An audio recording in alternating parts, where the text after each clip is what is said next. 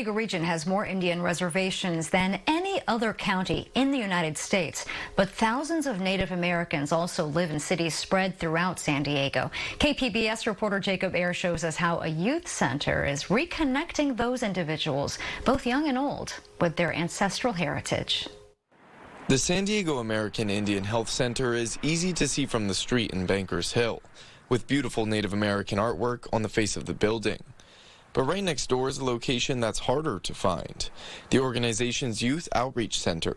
It's been providing critical programming for decades and bridging the gap between generations in San Diego's Native community. And we are considered urban Indians because we all live in the urban area of San Diego.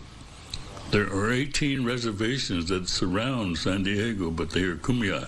89-year-old elder Randy Edmonds says the youth center is a space for Native Americans of all nations to connect with their roots. He belongs to the Kiowa tribe of Oklahoma. His son Larry helps lead some of the youth programs at the center. Have them to learn their language. We get them involved in art. We have some classes in beading, moccasins, tucking circles, where a lot of natives will come in and get involved in a circle and actually talk about the things that they go through and how we could help them in their walk in their lives.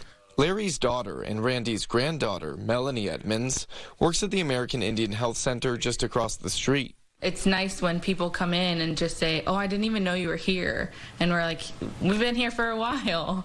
And so I think that is unfortunate that a lot of people just don't know that we're here and don't know that we have the resources that they could really use. The youth center programs are often fun, but some take a more serious tone. Those activities look to address intergenerational trauma in Native American communities. So I had a boarding school experience, which actually what they wanted us to do was to be cleansed of our Indianness. Elder Randy was part of a relocation program after his boarding school experience, which is what brought him to Southern California. He says many urban Native Americans in the U.S. have similar family histories. And the intent of that relocation program was to assimilate the Native American into the mainstream of society. And that was basically to make him white. Their work at the youth center includes passing down stories like Randy's and upholding traditions.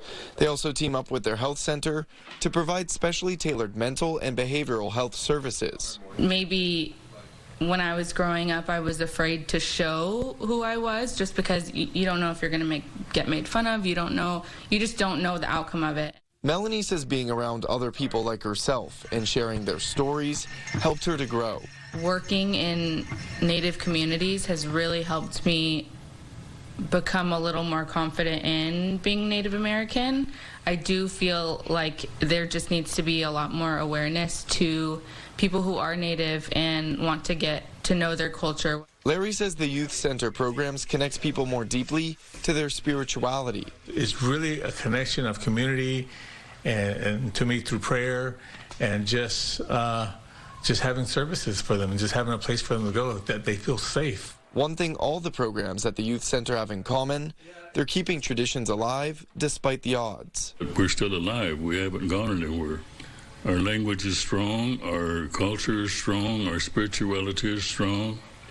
And we want to pass that on to make sure that we're not remembered in history books like many people are. The organization is hosting their 35th annual Gathering of the People at a Balboa Park powwow this Mother's Day weekend. Like at their youth center, they invite all people, whether native or non-native, or living on a reservation or in a city, to join. Jacob Ayer, KPBS News.